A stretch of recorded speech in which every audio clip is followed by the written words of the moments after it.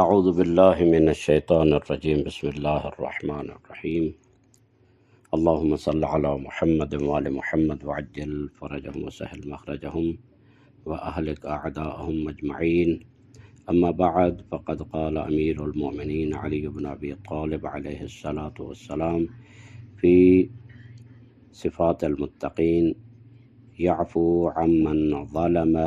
ویعطی من حرمہ وَيَصِلُ مَنْ قَطَعَهْ۔ خداوند متعال آپ سب مومنین و مومنات کی توفیقات خیر میں اضافہ فرمائے۔ ہے امیر المومنین کا خطبہ صفات متقین کے حوالے سے آج 42واں لیکچر آپ کی خدمت میں حاضر ہے۔ امام علیہ الصلوۃ والسلام 3 اور اہم صفات کی طرف اشارہ فرماتے ہیں جو پرہیزگاروں کی کرامتوں میں سے ہیں۔ آپ فرماتے ہیں یعفو عمن ظلمہ ویعطی من حرمہ ویصل من قطعہ، یعنی وہ اس شخص کو معاف کر دیتا ہے جس نے اس پر ظلم کیا ہو، یعنی صفات متقین میں سے، جبکہ وہ اس پر قدرت رکھتا ہے اور اسے عطا کرتا ہے،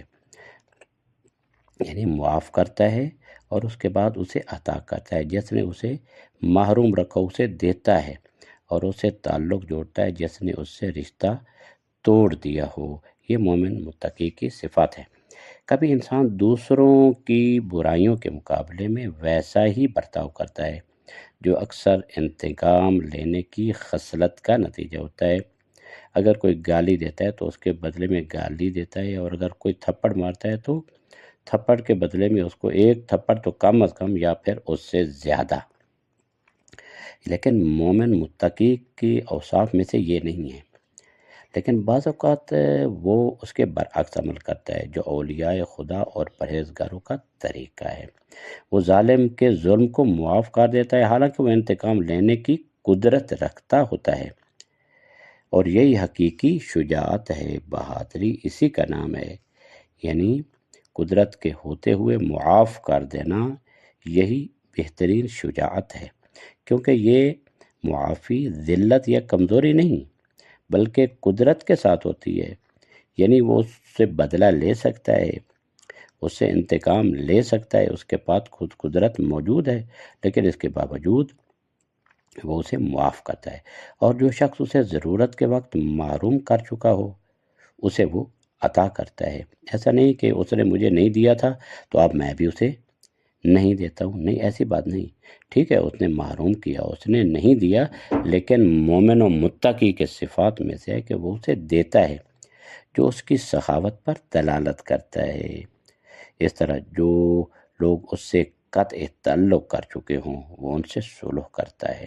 اور ان کی مدد کرتا ہے، اور یہ بھی شجاعت اور سخاوت دونوں کی علامت ہے کہ وہ اس کو وہ قطع تعلق کرتا ہے لیکن وہ صلح کرتا ہے اور اس سے جوڑتا ہے، اس سے قطع تعلق نہیں کرتا ہے۔ امام زین العابدین علیہ السلام سے ایک حدیث میں منقول ہے کہ آپ نے فرمایا جب قیامت کا دن ہوگا تو ایک ندا دینے والا ندا دے گا، آواز دینے والا۔ کیا اس کی آواز ندا کس چیز پر مشتمل ہوگی؟ اے اہل فضل، یعنی اہل فضل کہاں ہیں؟ ایک گروہ کھڑا ہوگا اور کہے گا ہم اہل فضل ہیں۔ فرشتے ان کی طرف متوجہ ہو کر کہیں گے تمہارا فضل کس چیز میں تھا؟ وہ کہیں گے کننا نصل من قطعنا ونعطی من حرمنا ونعفو عمن ظلمنا، ہم ان لوگوں سے تعلق جوڑتے تھے جنہوں نے ہم سے رشتہ توڑ دیا تھا، ان کو عطا کرتے تھے جنہوں نے ہمیں محروم رکھا تھا، اور ان کو معاف کرتے تھے دنیا میں جنہوں نے ہم پر ظلم کیا تھا۔ اس وقت ان سے کہا جائے گا صدقتم ادخلوا الجنہ، تم نے سچ کہا، جنت میں داخل ہو جاؤ۔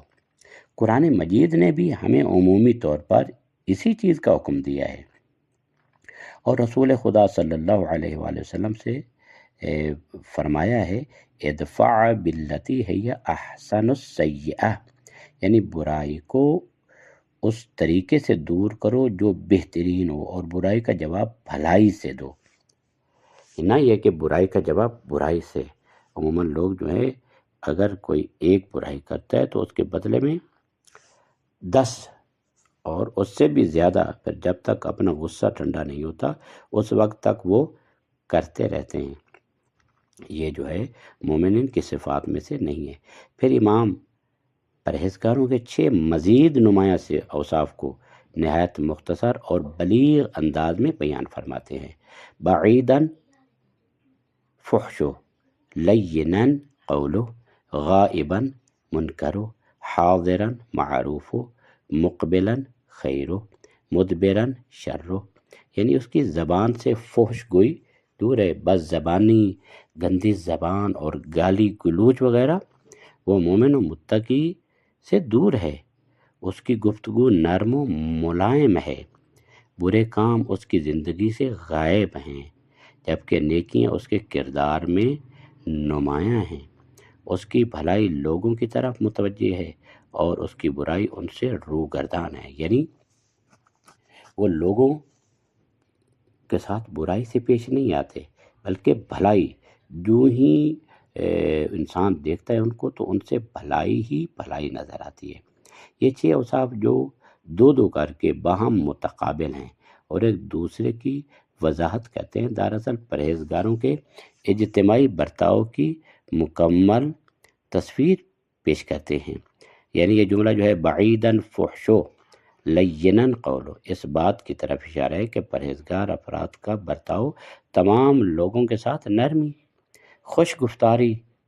یعنی اچھے لہجے میں اور محبت بھرے الفاظ کے ساتھ ہوتا ہے، اور ان کی زبان سے سخت کلام یا فحش اور گندے الفاظ صادر نہیں ہوتے، یعنی جس طرح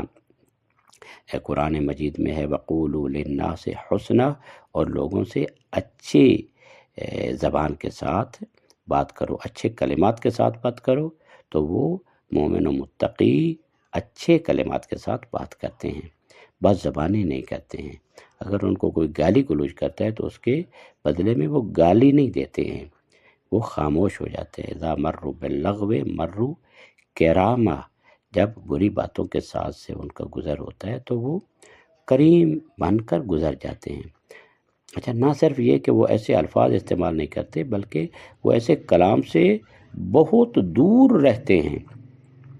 امام صادق علیہ السلام سے جب پوچھا گیا کہ حسن خلق کی حد کیا ہے تو آپ نے فرمایا ان تلین جناحک وتطیب کلامک وتلق اخاک، یعنی ان تلین جناحک وتطیب کلامک وتلق اخاک ببشر حسن، یعنی کیا مطلب؟ حسن خلق کی حد یہ ہے کہ تم نرم خوب اچھی نرم طبیعت والے ہو جاؤ، اپنی گفتگو کو پاکیزہ بناؤ اور اپنے بھائی سے خوش روئی کے ساتھ ملاقات کرو۔ غائب ہونا یعنی منکر کا غائب ہونا، اس سے مراد کیا ہے؟ اس سے مراد یہ ہے کہ ان سے کوئی ایسا گناہ یا برائی سرزد نہیں ہوتی جو لوگوں کے سامنے ظاہر ہو۔ ایک دوسرا احتمال یہ بھی ہو سکتا ہے کہ اگر کوئی لغزش سرزد ہو بھی جائے تو وہ ایسے نہیں ہوتی کہ معاشرے کو آلودہ کر دے اور معاشرے کو خراب کر دے، اگر بہت زیادہ ہی ہوگی تو وہ ان کی اپنی ذات تک ہوگی، معاشرہ میں فساد اور معاشرہ کی آلودگی کا باعث نہیں بنتی ہے۔ معروف سے مراد وہ تمام نیکیاں ہیں جنہیں عقل، فطرت اور شریعت پہچانتی ہیں اور ان سے مانوس ہوتی ہیں، کیونکہ معروف کا مادہ عرفان سے ہے، عرف یعرف عرفاً و عرفان، اور اسی سے عارف اور معروف جس کے معنی پہچاننے کے ہیں۔ اقبال خیر و ادبار الشر، اس کا مطلب یہ ہے کہ یہ لوگ نیکیوں کی طرف بڑھتے رہتے ہیں، اور اگر ماضی میں ان سے کوئی برائی سرزد ہوئی ہو تو اس سے مسلسل دور رہتے ہیں۔ پھر امام علیہ السلام ان کے 3 اور صفات حمیدہ بیان فرماتے ہیں، فی الزلازل وقور وفی المکارہ صبور وفی الرخاء شکور، یعنی وہ سخت حادثات میں باوقار رہتے ہیں، ناگوار حالات میں صابر، اور نعمتوں کی فراوانی کے وقت شکر گزار ہوتے ہیں، خدا کا شکر کرتے ہیں، اس پر پراؤڈ نہیں کرتے، اس پر گھمنڈ اور غرور نہیں کرتے۔ نعمتیں فراوان ہو جائیں تو خدا کا شکر ادا کرتے ہیں۔ اور ظاہر یہی بات ہے کہ خدا فرماتا ہے کہ فَاذْكُرُونِي أَذْكُرْكُمْ وَاشْكُرُوا لِي وَلَا تَكْفُرُونَ،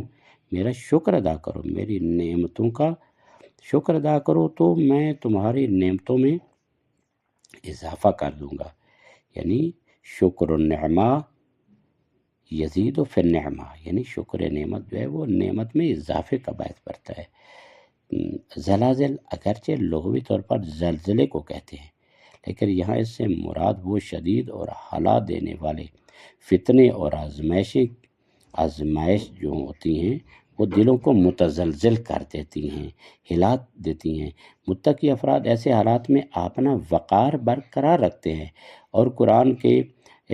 مضمون المؤمن اصلب من الجبل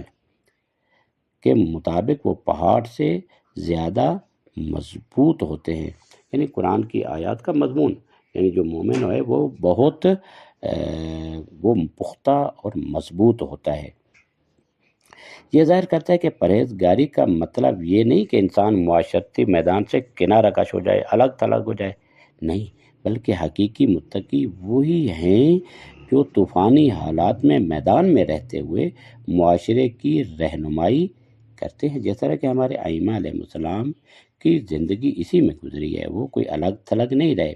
اور معاشرے سے علیحدہ نہیں ہو گئے، بلکہ انہوں نے معاشرتی جو مشکلات تھی اور معاشرتی جو خرابیاں تھیں ان کو حتی المقدور دور کرنے کی کوشش کی، اور مسائل سماج جو ہیں ان کو حل کرنے کی کوشش کی۔ صبر مشکلات میں، صبر کی ایک اہم شاخ، صبر فی المکارہ، کیا مطلب ہے؟ صبر کی ایک اہم شاخ ہے جو ہر قسم کی مصیبت اور ناگوار حالات کو شامل ہیں۔ متقی ان مواقع پر بھی ثابت قدم رہتے ہیں، کیونکہ بے صبری ایک طرف انسان کو کفران نعمت اور ناپسندیدہ کلمات کی طرف لے جاتی ہے، اور دوسری طرف مسئلہ کے حل کی راہ کو بھی بند کر دیتی ہے۔ لہٰذا ناشکری جو ہے وہ کسی کام کی نہیں ہے، اس سے کوئی حال نہیں ہوتا ہے، اگر ہوگا تو خراب ہی ہوگا۔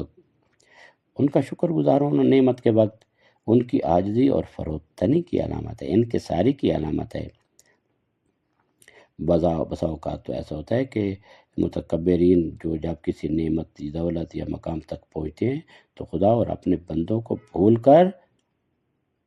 یہ جو خدا کے بندے ہیں ان کو بھول جاتے ہیں اور سرکشی اور بغاوت پر اتر آتے ہیں، اور جو نعمت ہے اور دولت ہے، مال ہے، ان کی سرکشی اور بغاوت میں اضافہ کر دیتا ہے۔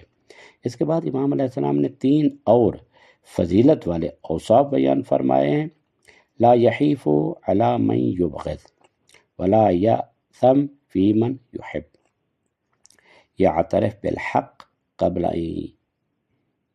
یشہد علیہ، یعنی وہ کسی دشمن پر ظلم نہیں کرتے، وہ کسی دوست کی محبت میں گناہ نہیں کرتے، اور اس سے پہلے کہ اس کے خلاف کوئی گواہی دی جائے وہ خود ہی حق کا اقرار کر لیتے ہیں۔ یہ 3 صفات ان کے عدل و انصاف اور حق پسندی کو ظاہر کرتی ہیں۔ عادل وہی ہوتا ہے جو نہ دشمن کے حق کو چھینتا ہے، جیسا کہ قرآن مجید میں ارشاد رب العزت ہے: وَلَا يَجْرِمَنَّكُمْ شَنَآنُ قَوْمٍ عَلَىٰ أَلَّا تَعْدِلُوا، یعنی کسی قوم کی دشمنی تمہیں اس بات پر نہ اکسائے کہ تم عدل کو ترک کر دو۔ یعنی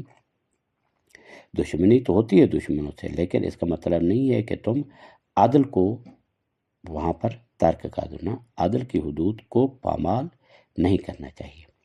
اور نہ ہی اپنے دوستوں کو ان کے حق سے بڑھا کر دیتا ہے، جس طرح سے دوسروں کے حقوق ضائع ہوں، ایسا نہیں ہے۔ چنانچہ پروردگار کا ارشاد ہے: وَإِذَا قُلْتُمْ فَعْدِلُوا وَلَوْ كَانَ ذَا قُرْبَىٰ، یعنی جب بھی کوئی بات کہو تو عدل کے ساتھ کہو، اگرچہ وہ تمہارے قریبی رشتہ دار ہی کیوں نہ ہو۔ ایسا نہیں ہے کہ قریبیوں کے ساتھ اور باتیں اور دوسروں پر حق اور عدل کا جو ہے وہ پرچم ان کے ساتھ سامنے لہرایا جائے، نہیں، حق اور عدل ہے تو اپنے دوستوں کے ساتھ، قریبی رشتہ داروں کے ساتھ بھی حق اور عدل ہونا چاہیے۔ ان کا حق کو تسلیم کرنا شہادت کے قائم ہونے سے پہلے ہی اس حقیقت سے جنم لیتا ہے، کیونکہ وہی لوگ گواہوں کے سامنے سر جھکاتے ہیں جو خود حق کے سامنے سر تسلیم خام کرنے والے نہیں ہوتے، اور گواہی انہیں مجبور کرتی ہے کہ حق کے آگے سر جھک جائیں۔ لیکن جو لوگ خود حق و انصاف کے طالب ہوتے ہیں وہ ذاتی طور پر صاحب حق کو تلاش کرتے ہیں تاکہ اس کا حق ادا کرے اور دوسروں پر ظلم و زیادتی کا بوجھ اپنے کندھوں سے ہلکا کر دے۔ اس میدان میں مقروض طلبگاروں کے پیچھے دوڑتے ہیں، جو قرضے دینے والے ہوتے ہیں وہ قرضے لینے والوں کے پیچھے دوڑتے ہیں، اور امانت دار امانت کے مالکوں کی تلاش میں نکلتے ہیں کہ یہ فلاں کی امانت ہے ہمارے پاس، ہم مدیون ہیں، یا ہمارے پاس ہے اور ہمارے اوپر یہ بوجھ ہے، اس کو اتارنا چاہتے ہیں۔ اس کے برخلاف کے معاشرے کے جہاں تقوی موجود نہیں ہوتا وہاں پر کیا ہوتا ہے کہ لوگ قرض خواہ جو ہے وہ پیچھے دوڑتے ہیں اور قرض دینے والے جو ہے وہ غائب رہتے ہیں۔ تو مومن و متقی اور ان لوگوں کے درمیان بہت زیادہ فرق ہے۔ ہاں، سچے پرہیزگار وہ ہے جنہیں نہ دوستی اور نہ ہی دشمنی کسی صورت میں حق کو عدالت کی راہ سے نہیں ہٹا سکتی، اور جنہیں حق کی ادائیگی کے لیے نہ عدالت کی ضرورت ہوتی ہے نہ کسی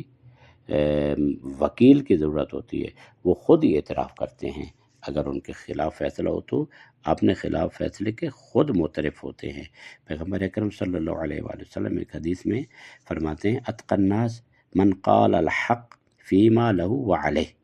سب سے زیادہ متقی وہ ہے جو حق بات کہے، خواہ وہ اس کے حق میں ہو یا اس کے خلاف ہو۔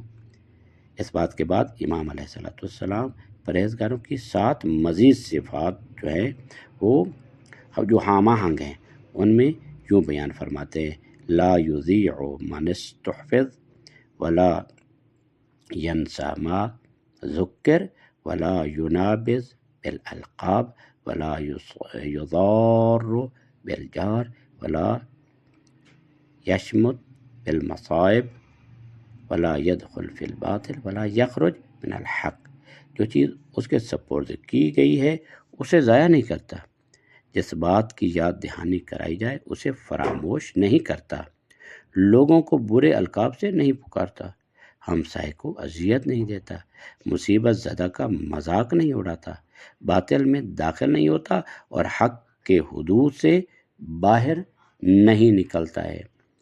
اور جملہ جو ہے لا یضیع مستحفظ وسیع مفہوم کا حامل ہے جو تمام الہی اور انسانی امانتوں کو شامل ہے، جیسے نماز جس کے بارے میں قرآن کہتا ہے والذین هم علی صلواتہم یحافظون، وہ لوگ اپنی نمازوں کی محافظت کرتے ہیں، یعنی اسے ریا،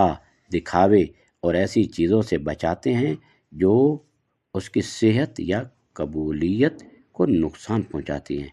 اسی طرح دیگر امانتیں جیسے قرآن کریم، احکام اسلام،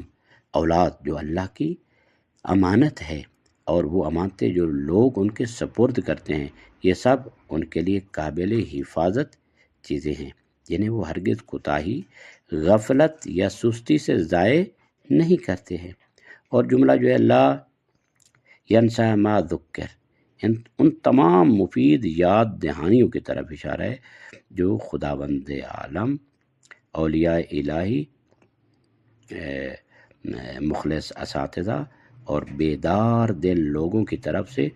انہیں کی جاتی ہیں۔ یقیناً وہ ایسے لوگ نہیں ہوتے جو ہدایت کے دروس کو بھول جائیں یا ان پر عمل نہ کریں،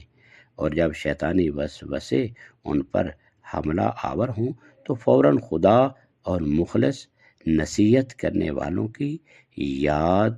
سے بیدار ہو جاتے ہیں۔ ان کو تھوڑا تذکر دینا پڑتا ہے، زیادہ تذکر کی ضرورت نہیں ہے، جیسا کہ قرآن مجید میں ارشاد رب العزت ہے ان الذین اتقوا اذا مسهم طائف من الشیطان تذکروا فاذا هم مبصرون، پرہیزگار جب شیطان کی طرف سے کسی وسوسے میں مبتلا ہوتے ہیں تو خدا اور اس کی جزا و سزا میں آ جاتے ہیں، تو فوراً دیکھنے والے بن جاتے ہیں۔ اور جمعہ ولا ینابذ بالالقاب، اس چیز کی طرف اشارہ ہے جو قرآن مجید میں بھی آیا ہے، ولا تنابذوا بالالقاب بئس الاسم الفسوق بعد الایمان، ایک دوسرے کو برے القاب سے نہیں پکارتے، برے ناموں سے نہیں پکارتے۔ مومن کا ایک وصف یہ ہے کہ مومن اس دوسرے مومن کو اس کے اچھے نام سے پکارتا ہے، یعنی برے نام سے نہیں پکارتا ہے، کیونکہ ایسے الفاظ دلوں میں کینہ اور دشمنی کی آگ بھڑکاتے ہیں، دوسروں کو جوابی رد عمل پر مجبور کرتے ہیں کہ وہ لوگ بھی اس کو ایسا ہی کہیں، اور معاشرے کا ماحول زہریلا بنانے مسموم کر کے شخصیات کو تباہ کر دیتے ہیں، اور معاشرے کے جو ماحول ہے اس کو زہریلا بنا دیتے ہیں۔ ہمسایوں کو اذیت نہ دینا اور مصیبت زدہ کا مذاق نہ اڑانا، جو تنابذ بالالقاب کے فوراً بعد ذکر ہوئے ہیں، یہ اجتماعی حقوق کی رعایت اور انسانی عزت و احترام کے جامع اصولوں کی طرف اشارہ ہے۔ قرآن، پیغمبر اکرم اور ائمہ معصومین علیہم السلام نے بار بار ہمسایوں کے حقوق کی سفارش کی ہے، تاکید کی ہے، یہاں تک کہ امیر المومنین علی بن ابی طالب علیہ السلام ایک روایت میں فرماتے ہیں، اللہ اللہ فی جیرانکم فإنہم وصیۃ نبیکم ما زال یوصی بہم حتی ظننا انہم سیورثہم، خدا را اپنے ہمسایوں کے بارے میں غافل نہ ہونا، کیونکہ وہ تمہارے نبی کی وصیت ہے، آپ مسلسل ان کی سفارش کرتے رہے، یہاں تک کہ ہم نے گمان کیا کہ حضور اکرم انہی میراث میں وارث قرار دیں گے۔ ہمسایوں کے اتنے حقوق ہیں۔ دوسری طرف یہ بھی معلوم ہے کہ مصیبت زدہ شخص ایسا ہے جیسے کوئی زخمی انسان جو دلی تسلی کا محتاج ہوتا ہے، اس پر ہنسنا اور ان پر آوازیں کسنا اور ان کو ایسے تانے دینا، یہ اچھی بات نہیں ہے، گویا اس کے زخم پر نمک چھڑکنا ہے، اور کوئی بھی باوجدان انسان یہ کام خود کو کرنے کی اجازت نہیں دیتا ہے، جیسا کہ امام صادق علیہ السلام سے مروی حدیث میں ہے کہ من شمت بمصیبت نزلت بأخیہ ثم لم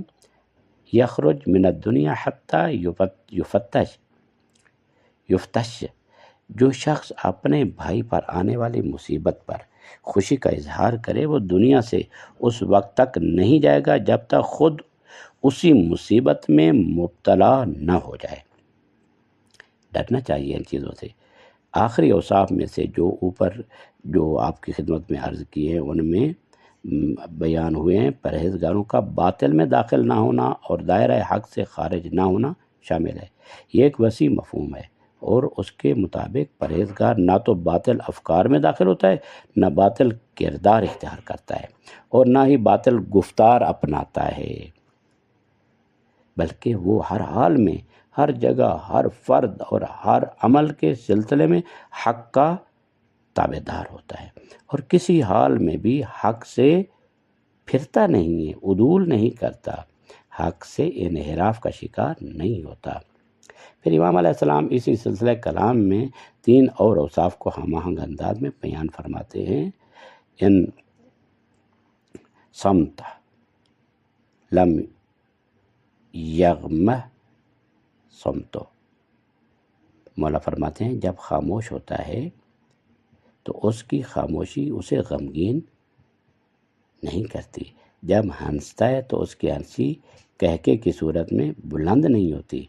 اور جب اس پر ظلم کیا جاتا ہے تو حتی الامکان جتنا ممکن ہے اسے صبر کرتا ہے، یہاں تک کہ اللہ خود اس کا انتقام لیتا ہے، اور گویا کہ اس کی یہ بہترین عقل کی علامت ہے کہ اگر وہ انتقام لے گا تو ممکن ہے کہ اس کا انتقام جو ہے وہ بالمثل ہو، لیکن جب خدا انتقام لیتا ہے تو خدا کا انتقام اس مظلوم کے انتقام سے زیادہ سخت ہوتا ہے۔ پرہیزگار لوگ اپنی خاموشی پر غمگین نہیں ہوتے، حالانکہ اکثر اوقات خاموشی اداسی کا سبب بنتی ہے، کیونکہ خاموشی زبان کی بہت سی آفات سے نجات کا ذریعہ ہے۔ نیز یہ بھی یہ دین و دنیا کے امور پر غور و فکر کا باعث بنتی ہے۔ خاموشی یعنی وہ ایک مشہور قول بھی ہے کہ اگر بولنا چاندی ہے تو خاموش رہنا یہ سونا ہے۔ رسول اکرم صلی اللہ علیہ وآلہ وسلم سے ایک حدیث میں آیا طوبی لمن انفق الفضل من مالہ وامسک الفضل من قولہ، خوش بحال اس انسان پر جس نے اپنے مال کی زیادتی کو انفاق کر دیا اور اپنی زبان کی زیادتی کو روک لیا، یعنی مال کی زیادتی خرچ کی لیکن زبان کی زیادتی کو روک دیا۔ پرہیزگار لوگ قہقہے کے ساتھ بلند آواز سے نہیں ہنستے، کیونکہ قہقہے والے انداز میں ہنسی عام طور پر متکبر اور لاپرواہ سرمایہ داروں کا شیوہ ہوتا ہے۔ حضرت امیر علیہ السلام سے غرر الحکم میں منقول ہے ایک حدیث میں خیر الضحک التبسم، بہترین ہنسی تبسم ہے، مسکراہٹ ہے، نہ کہ اونچی آواز سے ہنسنا۔ وَإِنْ بُغِيَ عَلَيْهِ، اس کی عبارت میں اس بات کی طرف اشارہ ہے کہ بعض اوقات دوست، عزیز، اقارب، حتیٰ کہ بھائی بھی انسان پر ظلم کر سکتے ہیں۔ اگر انسان ان مواقع پر انتقام پر آمادہ ہو جائے تو ممکن ہے جھگڑا بڑھے اور کسی غیر قابل تلافی مقام تک جا پہنچے، اور جس نقصان کو پورا کرنا جو ہے وہ ممکن بھی نہ ہو۔ لیکن اگر انسان ایسے مواقع پر صبر و تحمل سے کام لے اور معاملے کو خدا پر چھوڑ دے تو نہ صرف شیطانی وسوسوں سے محفوظ رہتا ہے بلکہ معاشرے کا امن و سکون بھی باقی رکھ سکتا ہے۔ البتہ یہ بات ظاہر ہے کہ یہ طرز عمل عناد رکھنے والے سخت دشمنوں کے بارے میں نہیں ہے، کیونکہ ان کے ساتھ صبر و خاموشی اختیار کرنا مزید ظلم اور سرکشی کا باعث بنتا ہے، جیسا کہ کہا گیا ہے کہ اشک کے کباب مایہ طغیان آتش است، یعنی جو کباب سے جو وہ نکلتا ہے گھی وغیرہ وہ جو نکلتا ہے وہ مجھے بنتا ہے کہ آتش جو ہے وہ زیادہ سخت ہو جائے۔ تو وہاں دشمن کے سامنے، اور جو عناد والے دشمن ہیں ان کے سامنے جو ہے وہ انسان کو جھکاؤ نہیں کرنا چاہیے، بلکہ وہاں پر ان کا مقابلہ کرنا چاہیے۔ پھر امام علیہ السلام 4 اور اعلیٰ صفات کی طرف ارشاد فرماتے ہیں اور اشارہ فرماتے ہیں جو ایک دوسرے کی تکمیل کرتی ہیں۔ نفسہ منہ فی عنا والناس منہ فی راحہ، اپنے نفس کو مشقت میں ڈالتا ہے مگر لوگوں کو اپنے وجود سے راحت میں رکھتا ہے۔ یہ اس بات کی طرف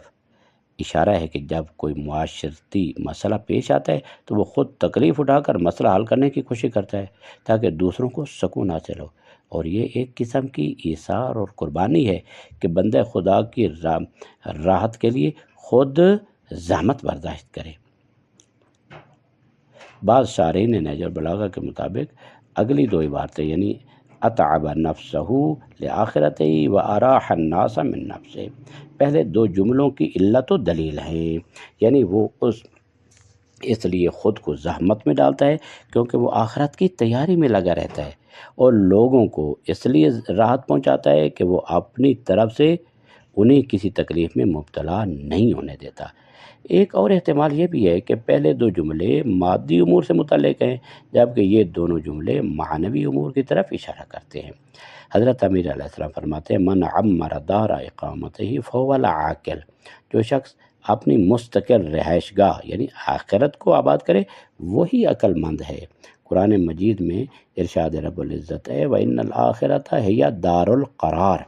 یقیناً آخرت ہی دائمی اقامت گاہ ہے۔ آخر میں امام علیہ السلام مزید 4 نمایاں فضائل ذکر فرما کر بات کو مکمل کرتے ہیں۔ یہ آخری بات اس لیے شمار ہوتی ہے کہ اگر حمام کا واقعہ یہ جو شخص ہے